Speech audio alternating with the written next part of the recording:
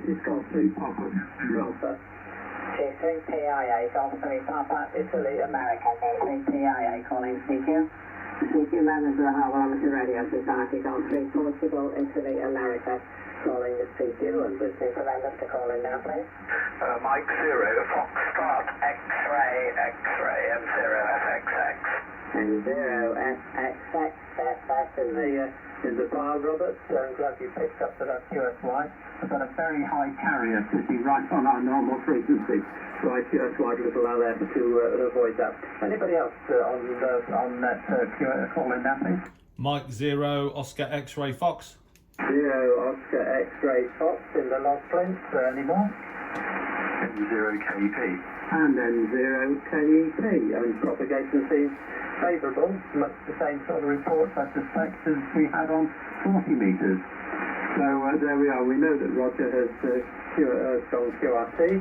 So I'll give one more call just in case anybody else is wanting to join the net this afternoon for the Harwell ARS Radio Society. So this is Golf 3 Papa India Alpha listening. No, nothing else heard. Right, okay, let's get a few reports over and done with, and then we see where we go from there. M0 Fox XX to take from G3PIA. G3PIA, M0 FXX. Well, Roger, you're about the same here on 80 metres as you were on 40, 20 over 9. Not so much QSB on the signals, at least so far. Looked like you were fairly solid, between 15 and 20, but just probably a vagary of the meters. And Clint was around about 10 over. I didn't quite catch what the signal strength that Tim was. So I'll give my report on the next over. Right on the old classic or vintage machines, the T1155. I had one of those back in the day. I gave it to the Sasky Amateur Radio Club. It was great fun. I played with that just around the time I got my license, actually, and my father was an A class, and we had a bit of fun with it, which was great. He bought it by weight, I think, after the war. He bought a bunch of different gear. But that would be fun, but I know what you mean about the weight, bro, there, Dave. It's very heavy. Back round to you. G3PIA in the group, M0FXX. M0FXX from G3PIA. Oh, jolly good. I know you. I'm glad you're familiar with the 1155. And that's what I started off, well, not quite. I started off building crystal sets from one valve radios, back in the 1950s. But my father was a member of the radio club at CRE Malvern. And they bought these things by the weight. And that's where he got the 1155 from, which he never got going himself, but I did. And with his help, of course, when I was sort of 11 or 12, had to build a power supply.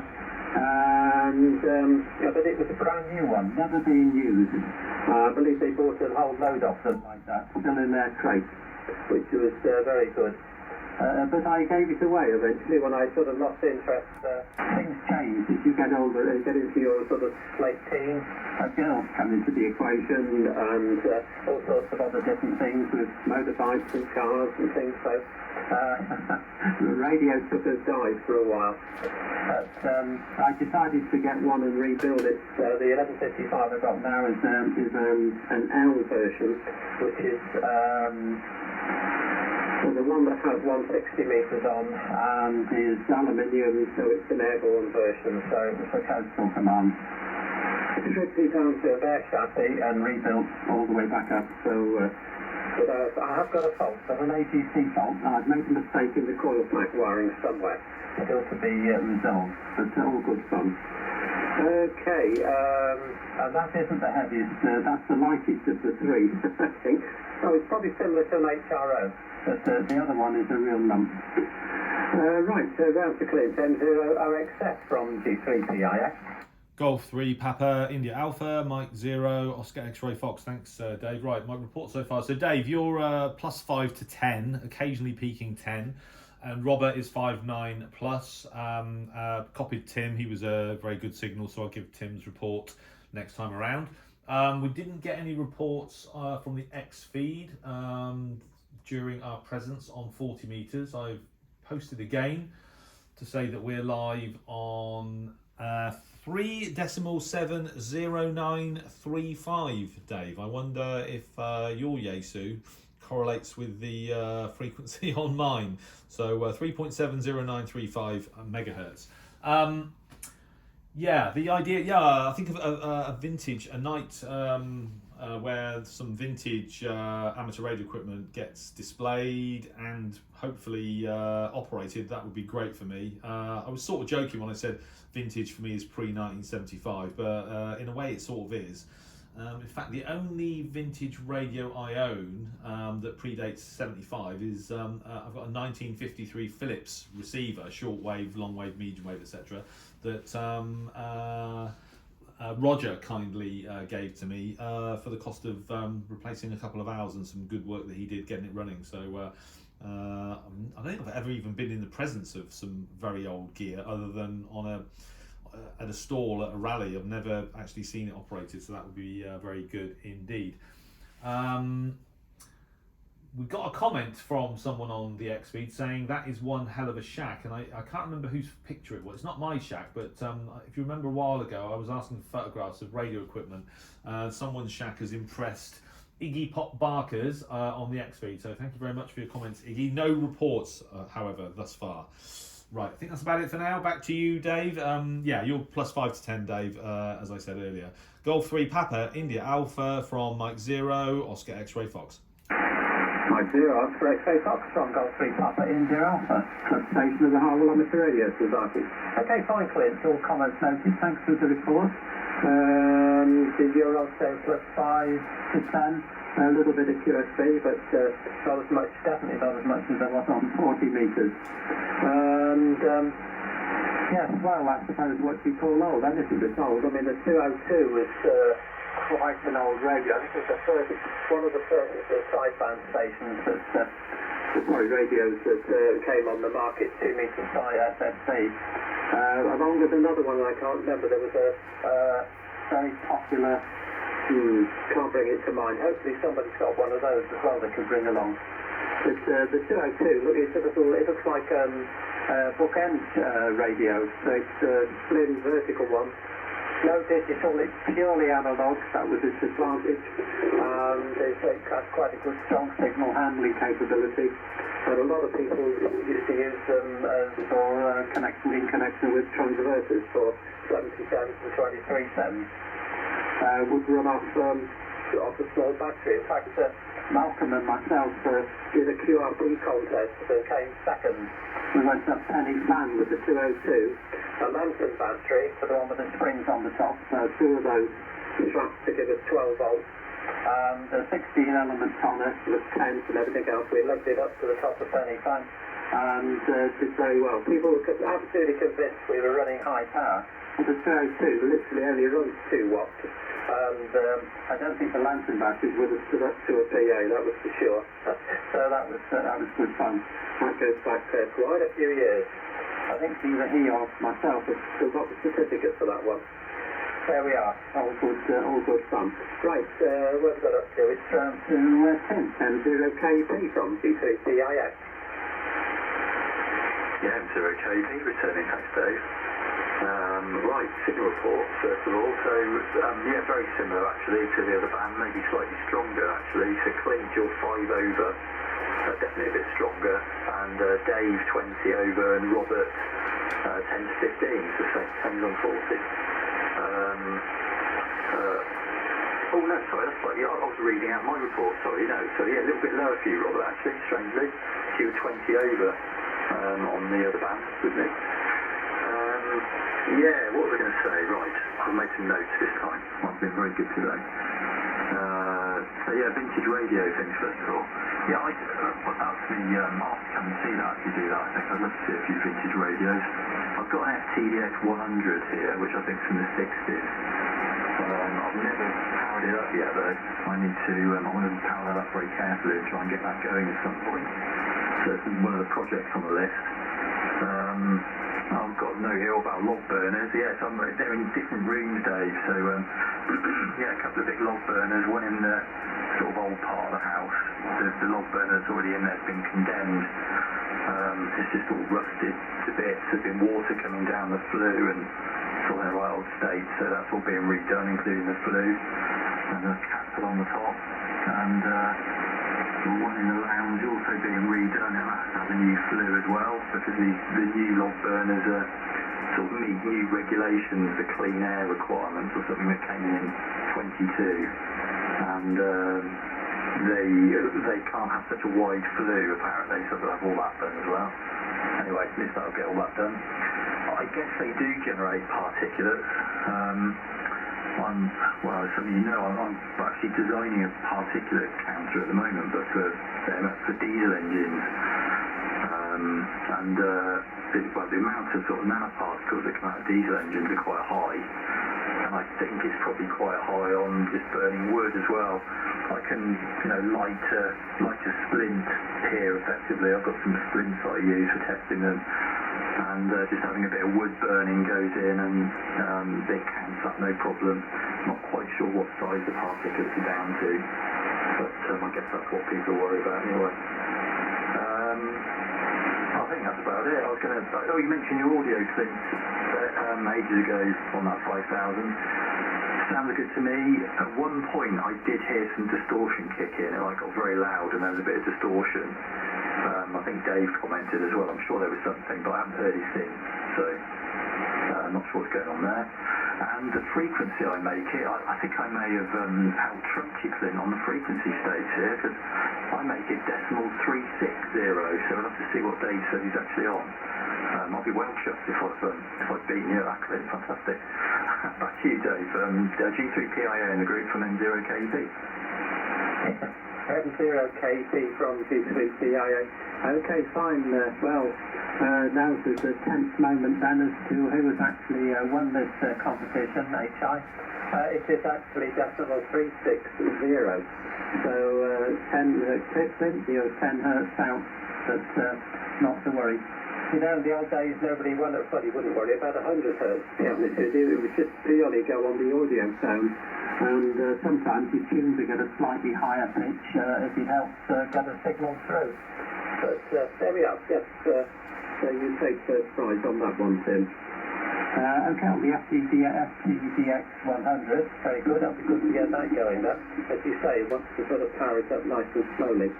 Okay, about your wood burners, I guess they were going to go in different rooms, and I don't know what sort of kilowatt rating they are. I know anything above 5 kilowatts now, they're insisting on having external air supply coming in. But mine was rated at 5k, so we didn't have to worry about that. But as I said to you, I'm absolutely convinced there's more than 5 kilowatts comes out of it occasionally. But it's what they call an insect log burner that we use really. I wanted to reduce the space that the log burner occupies, so we had it set back in. I have a cavity around it from this double wall box around the actual log burner, so it produces a convection type of heat. That works very well. Okay, about having had the flue changed as well, that's a bit of a nuisance, but there we are, when it's once done, it's one of those jobs that's over and done with. Okay, back round, and perhaps just make this the last one. I've forgotten to mention anything, probably. Just give me a prompt if I have. M0FXX to say, from G3PIA. G3PIA, the group M0FXX. Very good, Dave, and all fun on the wood burners. Used to have those in Scotland, but we live near Aberdeen, but not down in this neck of the woods. I think people in this area, I think there's a few around, but not many.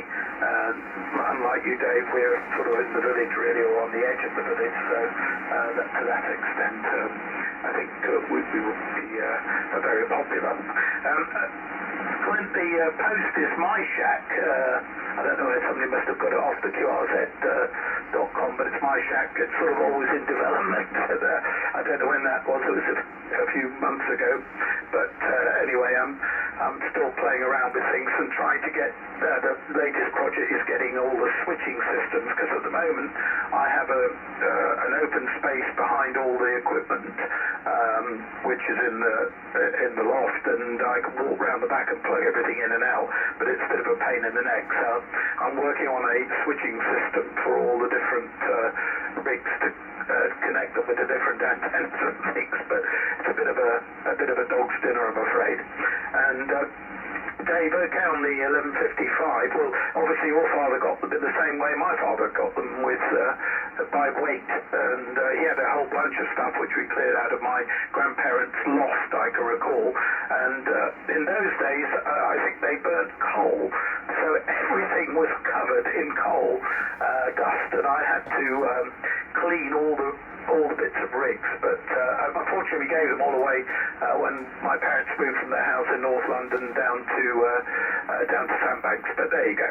Anyway, I'll hand it back to you. Everybody's signal's roughly the same, a little bit more QSB on some of them, but overall the noise level here is slightly lower for me, and so better copy overall. Back to you, Dave. G3PIA in the group M0FXX. M0FXX from G3PIA, club station of the Harwell ARS Radio Society. Okay, fine, Robert. Well, that sounds really interesting. Well, sorry, really useful to be able to walk behind the lineup of equipment. And that's one thing that I'm actually in the process of making, is because I use the basic at the moment. I've probably got I core operational radios, and it's a bit of a nuisance having to plug things into the rear, so I was going to bring all the audio and MOS connections up to combining panels which faces forward, so that it'd be very easy to change between the various radios. So I have that made. I don't know. I suppose I'm still comparing differences between the radios. That's the problem. Quite impressed with this 2000 now that I've done quite a few repairs to it and changed the display, so it now has a very bright green display, very easy to read. And I quite like using that. In fact, I used that last night on 77.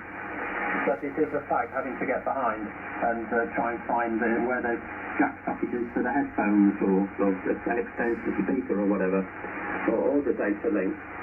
So I think I'm going to carry on and get that built as soon as possible, so I can play around a little bit easier. Okay, fine. Let's go on down, probably make this the final one through Clint. And thanks very much as usual for putting the Twitter feed out, or the X feed, and see if we get any results. But at least we've had a response to Robert's chat.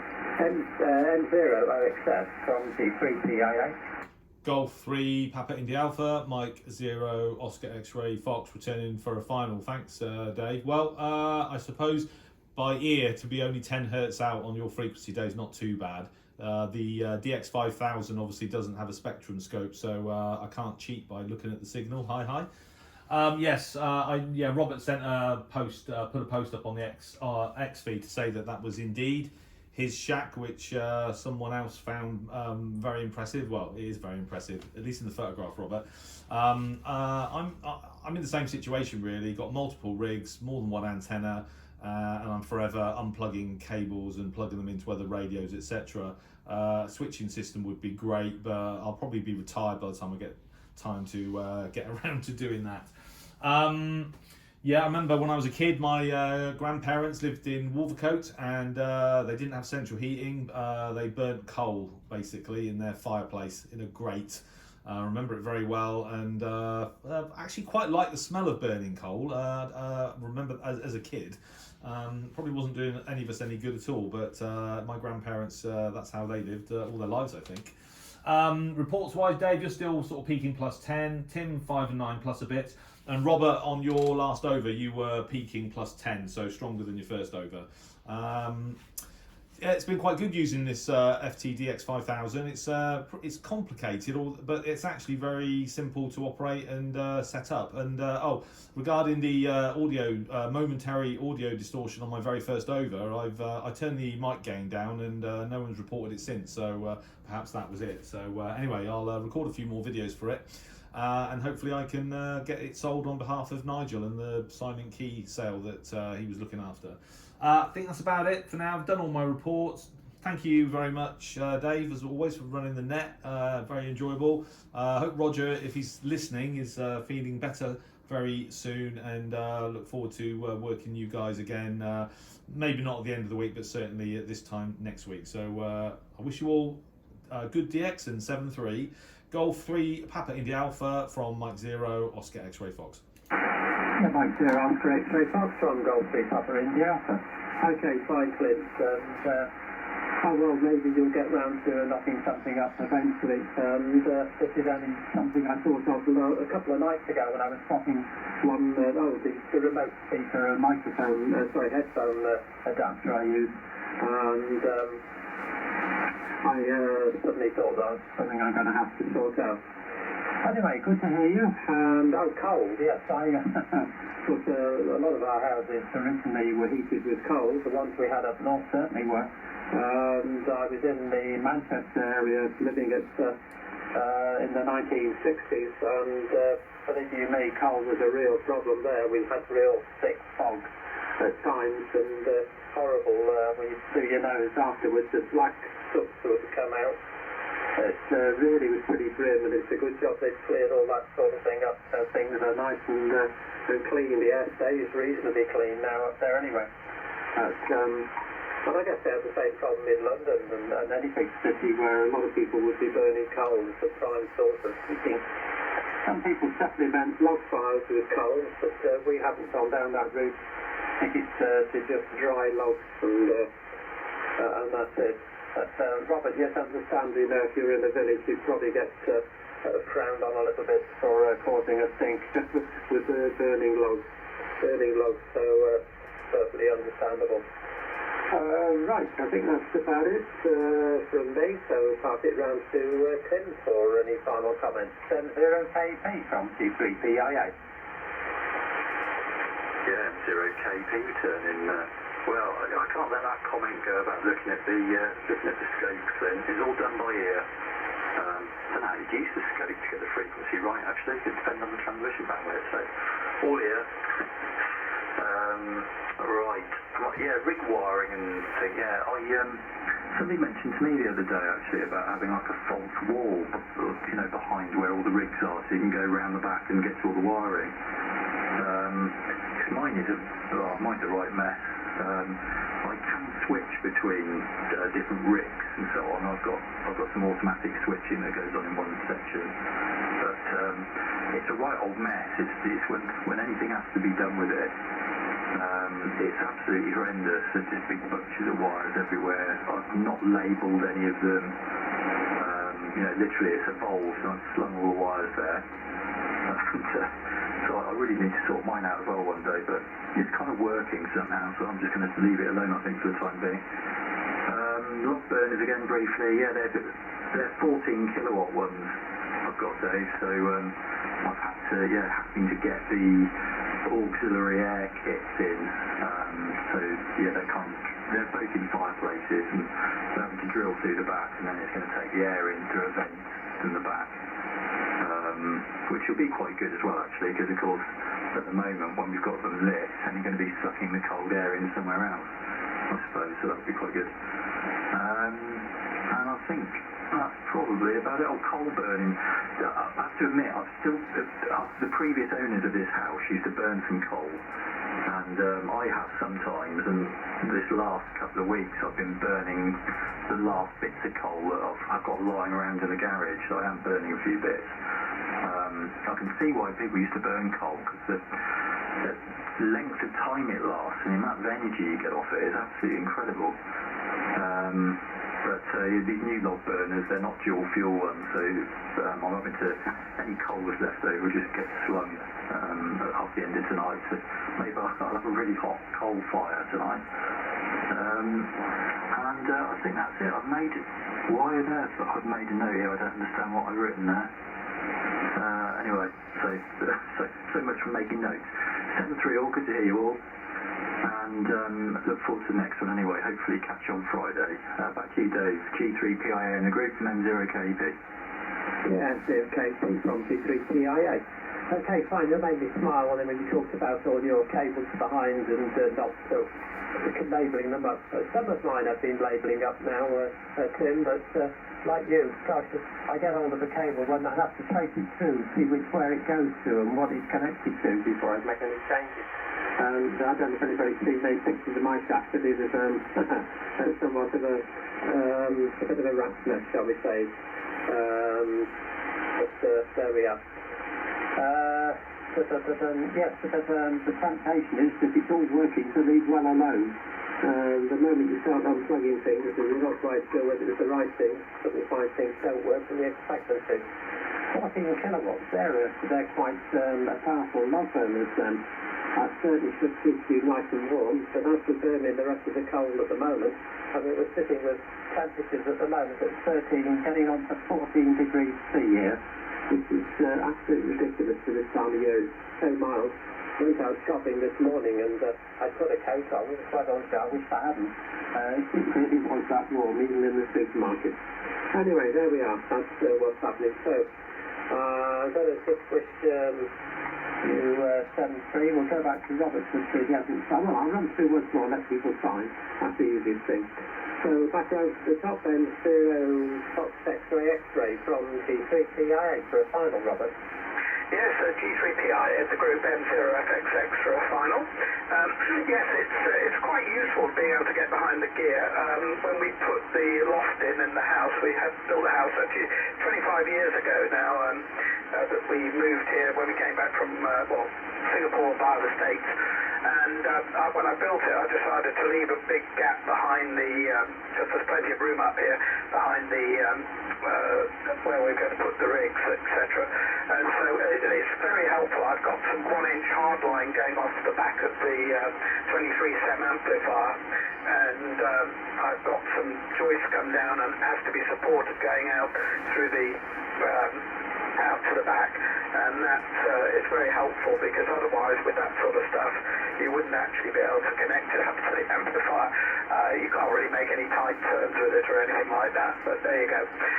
So yes, labelling, I noted I was on CPC, you know, they have a sort of catalogue, and I noticed they had some labels, because I've been using just these labels you attach sticky onto one side, and I just fold over a bit of paper around the coax or the cable and write on what it is, but they keep falling off, so you then end up having to trace where the cable has come to and gone to. So some of those plastic ones with little tags, and like we have in the aircraft, we have some things like that in my aircraft with tags on which help, but I need to get on and do that, and I must order a whole pack of them and just blast it one afternoon.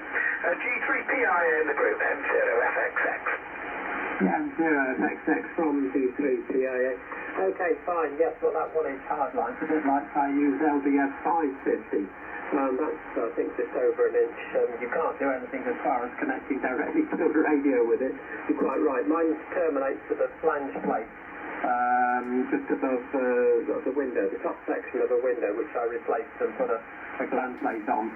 That then goes to something a little more flexible that can not make the radio stand in the air, HI. It's also a job to get end-type connectors joined if they're not absolutely in the right direction for connection. Anyway, all good fun, and so I wish you 7-3, Robert. Many thanks for joining in this afternoon. Good to hear you. And, well, certainly we'll see you further down below. Round to Clint for a final, M0XF from G3PIA. Golf 3 Papa India Alpha, Mike 0 Oscar X-Ray Fox for a final. Thanks, Dave. Nothing more to add.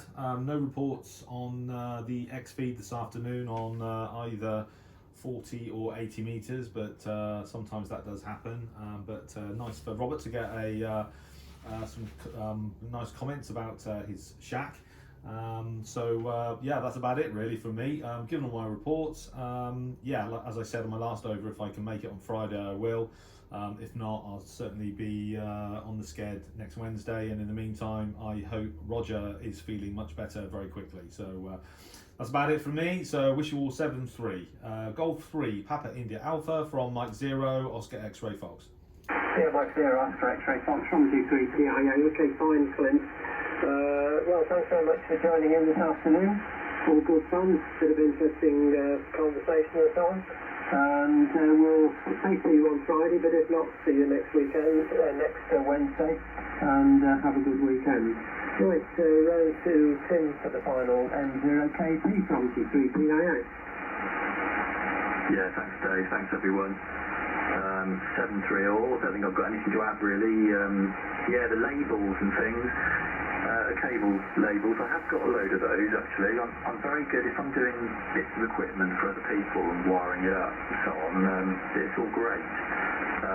Anything I'll be doing for myself is a complete free-for-all, but there you go. I guess it will be like that. Cheers everyone, 7-3 and catch you soon. M0KP going clear. Back to you Dave from G3PIA in the group. Yeah, okay, fine. M0KP from G3PIA for the final. Okay, fine, Tim. Thanks very much for joining in this afternoon. Yes, I know what you mean. If you're doing a job for somebody else professionally, you have to do it properly and put all the labels on. But when you're sort of knocking everything up yourself, temptation is to let's get this working, you know. And we'll find a lead, that'll do. And you forget completely to label them up. It's not so bad when you've got one radio, one PA and an ATU. But when you've got lots of other accessories and bits and pieces and tested amplifiers and so on, I'm just looking around the shack here. There's a 6 and 4 metre PA, there's a 77 PA, there's a 2 metre PA, and then there's preamp control unit, so 3 of those, 2 ATUs, etc. Oh, 23 PA, that's another PA. Plus different power supply, so it becomes quite chaos and a lot of a real rat's nest in dead time. But it all works. Well, at least I hope it does. Seems to. Haven't got any comments to the contrary. Okay, 7-3, thanks very much for joining in this afternoon, Tim. 7-3 to everybody else on the net. And just to announce that this is the G3PIA, the club station of the Harwell ARS Radio Society. The station is run by G8DVK, Delta Victor Kilo, from his own QG8. So 7-3 all, and 7-3 to any shortwave listeners that may be listening. I guess that's what I have then. 7-3 Dave, M0 OXF going clear. And I acknowledge you. So do have an over, give us some report.